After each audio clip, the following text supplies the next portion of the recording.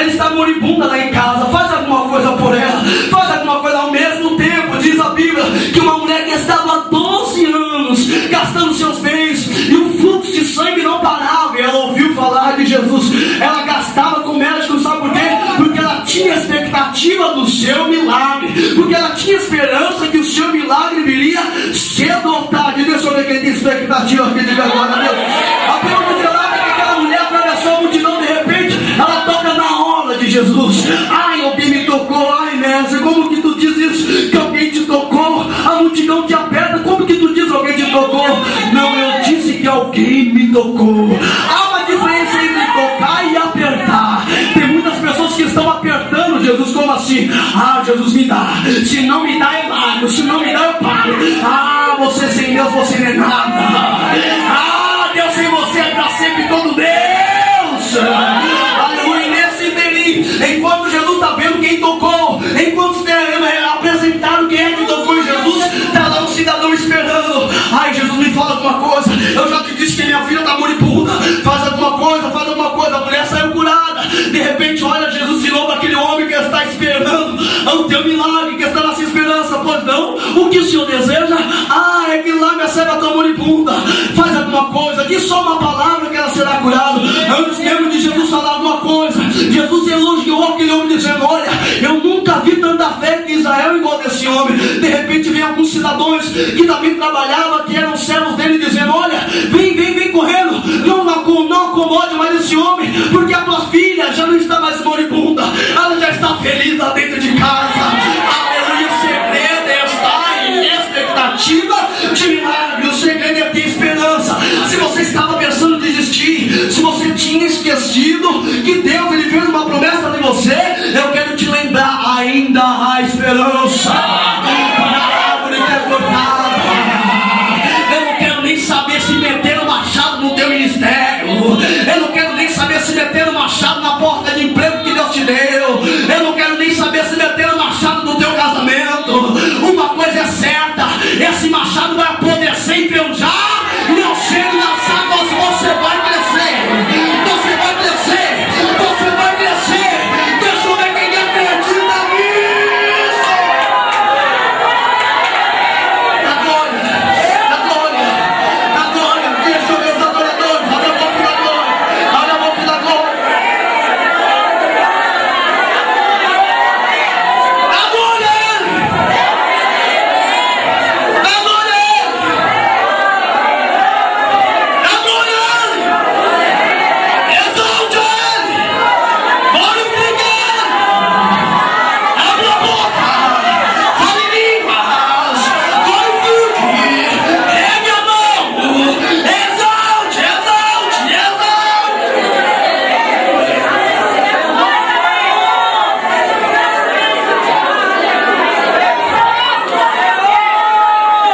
Fica o irmão de novo aí. Diga assim: essa aí foi para os que estão ainda com esperança. Pode ser com mais sério. Diga: essa aí foi para os que estão com expectativa de milagre. Agora Deus vai falar para os que desistiram e perderam a sua esperança. Deus vai mostrar que ainda há esperança. Vem comigo na Bíblia. Diz a Bíblia que tinha uma mulher que já era viúva. O que diz que ela já era, igreja? Viúva. Que eu disse? Viúva. A Bíblia nos relata que além dela ser viúva, o seu maior patrimônio, que é o seu marido, que traz o sustento para a sua família, havia falecido no dia inteiro.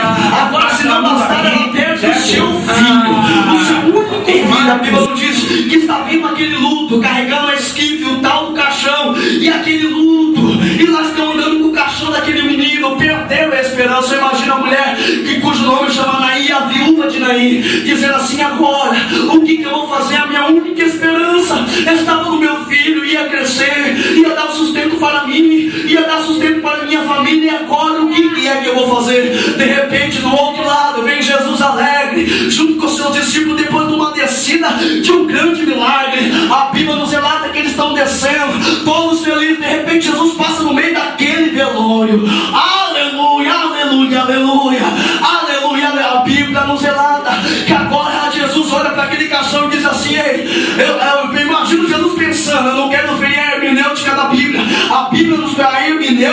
permite a entrar em contexto científico sem ferir a letra da Bíblia, sem ferir a palavra. Eu não estou falando de teologia, só estou explicando para você não ver que tem equivocação. A Bíblia nos relata que agora Jesus, eu imagino que Jesus pensou assim: a lei diz que eu não posso tocar no morto, mas como eu sou Deus, eu sou Filho e eu sou o Espírito Santo, eu sou os três ao mesmo tempo, aleluia, então eu vou tocar naquele cachê e vou mostrar que ainda há esperança para essa mulher, aleluia. Lá vai Jesus, imagina Jesus só com a ponta do dedo dizendo: ei menino, o que você está fazendo aí? Levanta, vai, pula nesse caixão. Eu imagino agora alguém olhando e fala: esse cara é doido, está mandando um morto lá no caixão. De repente o caixão cai pro lado, abre e sai o menino correndo, dando glória a Deus.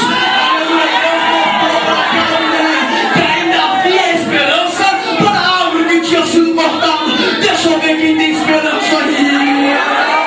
Não desista não, não pare não, não pare não, não pare não, não pare não. Deixa eu ver quem é adorador aqui. Deixa eu ver quem é adorador.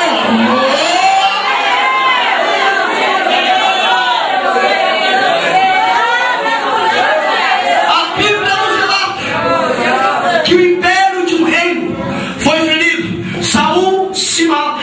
E se não fica sabendo, uma serva dentro lá do seu palácio. E ela, desesperada, ela pega uma criança de 5 anos. Quantos anos eu disse? 5. Quantos anos eu disse? 5. Pega uma criança de 5 anos, desesperada, ela vai sair correndo, trampica na porta, cai, a criança cai também, a criança fica aleijada de ambos os pés. De quem é que eu estou falando? Eu falo de Mefibosete. A Bíblia agora nos relata que muito anterior disso, Davi tinha feito um pacto com Jonatas: Jonatas, eu sou contigo e você é comigo. Aquele que tentar te ferir, eu vou ferir. Aquele que tentar me ferir, você fere. Vamos fazer uma aliança. O dia que você falecer, você cuida dos meus. E o dia que eu falecer, você cuida dos meus. Fizeram um pacto, diga glória a Deus por isso. Agora não tem mais Jonatas, agora não tem mais Saul. Agora está Davi reinando no seu trono. Depois de 20 anos que ele foi ungido, a Bíblia agora nos relata que está Davi sentado no teu trono. De repente eu imagino que o Espírito Santo toca no coração de Davi. Lembra aquele pacto que tu fez com Jaú, em outras palavras? E eu lembro aquele pacto que o Senhor fez com Jonatas, em outras palavras. O Espírito Santo dizendo: ei, eu fiz uma promessa, você lembra? Eu usei a tua boca para fazer essa promessa. Então, pois é, procura alguém da casa de Saul, porque eu quero que você ache de benevolência com ele. De repente, chama Ziba, vem cá Ziba.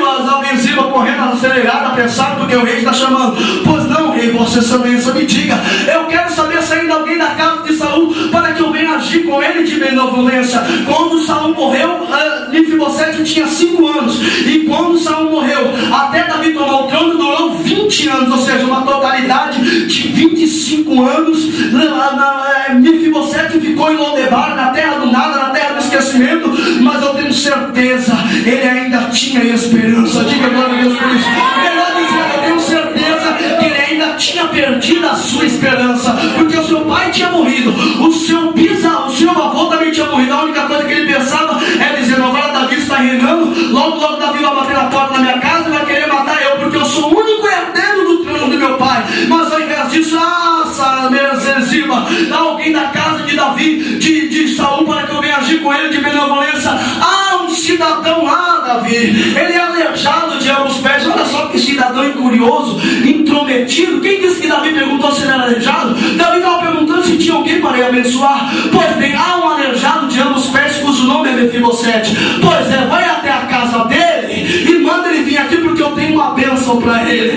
Aleluia, porque a partir de hoje esse menino vai comer na minha mesa, vai vestir na minha roupa, vai comer no meu pão, vai sentar na minha mesa, e nós vamos dar glória a Deus junto. Diga glória a Deus por isso. Esse estava esquecido 25 anos na terra de Lodebar. De repente lá vai Ziba, imagino, todo emburrado, parecendo Chaves num dia do seriado, como que dá uma bolada nele, pulando, batendo os pés de um lado para o outro, todo tipo, aquela cara de delegado mesmo, sabe? Aquela cara que não dá glória a Deus, mas nem se o pregador chegar ao som pedir, e aquela cara que eu vou lá chamar, e você, mas era para mim, não era para ele, mas você, irmão, o que é seu é seu, o que é dela é dela, o que é seu é seu, o que é dela é dela. Não quero que é dos outros, não meta colher onde não é chamado, não quero roubar o que é dos outros, pelo amor de Deus, fica no lugar onde Deus te colocou, respeite o ministério dele, respeite o ministério dele, deixa eu ver quem está comigo, deixa eu dizer. Porque hoje acontece muito disso, ele não pode, não tem que você pode, ele não vai, não quer que você vai, ele não vai, não quer que você vai, ele é um murmurador de tudo, tem que estar aqui sentado, não vê a hora de acabar o culto para sair metendo a língua na mulher que dirigiu, presidente, no ministério, no ciclo de oração, nas irmãs que vêm aqui louvar. Pelo amor de Deus, pega essa alegria linda para dar glória a Deus. Aleluia, para falar o amor de Jesus de Nazaré. Não tem culpa que você é um baita de um cidadão que não tem coragem, que não tem ousadia, que já desistiu mesmo e nem com reza brava, crê que Deus pode reverter, não tem problema. Esse aqui está do teu lado, ele ainda cresce. Se ele não cresce, ele não estava dando glória a Deus. Se ele não está dando glória a Deus, é porque ele crê. Quem crê, deixa eu ver quem crê. Lá vem Mefibosete. Pois não, rei. Mefibosete, a partir de hoje, a esperança dele tinha morrido. Você vai sentar na minha mesa. Você vai vestir a minha roupa. Você vai comer do meu pão. E tem mais assim, a partir de hoje, você vai ser servo dele. Os teus filhos vão servir a ele. Os teus servos vão servir ele. Você será servo de Mefibosete. É isso que Deus está preparando para você. Pode até tentar tomar tua frente. Pode até chegar em alguns lugares. Pode até falar, agora eu cheguei, ponto final, e você não vai sair dessa. Mas o importante é que você tenha uma promessa. O importante é que você tenha uma chamada. É diferente daquele que tem a chamada, mas é intrometido. Tem gente que é assim mesmo. É chamado, mas ele quer se intrometer onde não pode. Quer apressar, quer acelerar o processo. Vai aparecendo Saul. No dia que Samuel demorou um pouquinho. Ele foi lá e matou o boi, cortou tudo errado. Lá coisa que é só para sacerdote fazer. E de repente chega Samuel. E aí, o que você fez? Eu vi que você demorou, Samuel. Fui lá e meti a colher de minha chamada. Por causa disso, Saul, tu não será mais rei sobre Israel. A partir de hoje Deus te abolir. A partir de hoje Deus te apaga do trono, aleluia. Não queira ser apressado, apressado come cru. Espere com paciência no Senhor. Deixa eu ver quem ainda tem esperança. Quem tem esperança, abre a boca e adore. Quem tem esperança, abre a mão e adore. Quem ainda tem sonhos e acredita no milagre, ergue a mão mais alto e adore, adore, adore,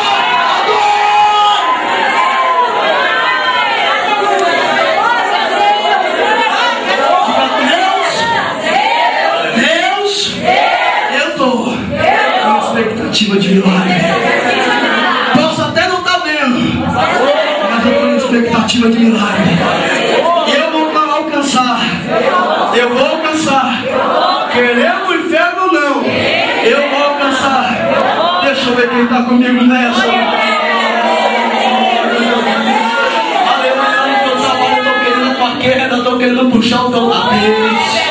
Mas diz a Bíblia que a porta que Deus abre, ninguém fecha. Aleluia, eu estou querendo tomar posse daquilo que é teu. Aleluia, estou querendo meter colher onde não é chamado. Estou se intrometendo demais. Não se entristeça por causa desses tais. Não desanime por causa de A e de B e de C. Acredite nos teus sonhos, nas tuas promessas. Creia que cedo ou tarde Deus vai te abençoar. Acredite que Deus te fez uma promessa e você vai alcançar ela. Deixa eu ver quem acredita nisso. Diga glória a Deus.